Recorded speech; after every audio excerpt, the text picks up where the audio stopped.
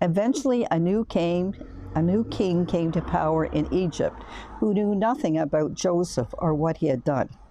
He said to his people, "Look, the people of Israel now outnumber us and are stronger than we are.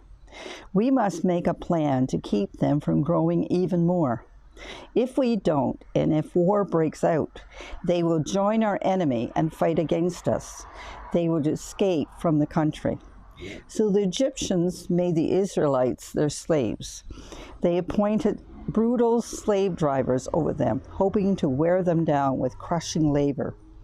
They forced them to build the cities of Pithom and Ramesses as supply centers for the king. But the more the Egyptians oppressed them, and the more the Israelites multiplied and spread, and the more the alarmed the Egyptians became. So the Egyptians worked the people of Israel without mercy. They made their lives bitter, forcing them to mix mortar and make bricks and do all the work in the fields. They were ruthless in all their demands. Then the Pharaoh, the king of Egypt, gave his order to the Hebrews, midwife, Shirach and Push. "When you help the Hebrew women as they give birth, watch as they deliver. If the baby is a boy, kill him. If it's a girl, let her live." But because the midwives feared God, they refused to obey the king's order. They allowed the boys to live too. So the king of Egypt called for the midwives. "Why have you done this?" he commanded. "Why have you allowed the boys to live?" "The Hebrew women are not like the Egyptian women," the midwives replied. "They are more vigorous, and they have their babies so quickly that we cannot get in there in time." So God was good to the midwives, and the Israelites continued to multiply, growing more and more powerful.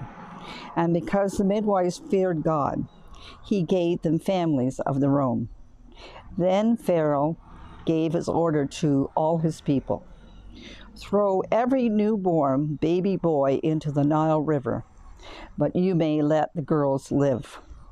About this time, a man and a woman from the tribe of Levi got married. The woman became pregnant and gave birth to a son. She saw that he was a special baby and kept him hidden for 3 months. But when she could no longer hide him, she got a basket made of papyrus reeds and waterproofed it with tar and pitch. She put the baby in a basket and laid it among the reeds along the bank of the Nile River. The baby's sister then stood at the distance, watching to see what happened to him. Soon Pharaoh's daughter came down to bathe in the river, and her attendants walked along the riverbank. When the princess saw the basket among the reeds, she sent her maid to get it for her. When the princess opened it, she saw the baby. The little boy was crying, and she felt sorry for him. "This must be one of the Hebrew children," she said. Then the baby's sister approached the princess. "Should I go and find one of the Hebrew women to nurse the baby for you?" she asked. "Yes, do," said the princess replied. So the girl went and called the baby's mother.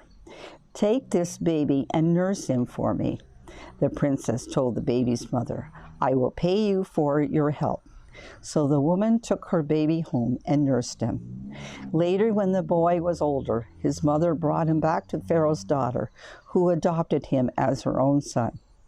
The princess named him Moses, for she explained, "I lifted him out of the water."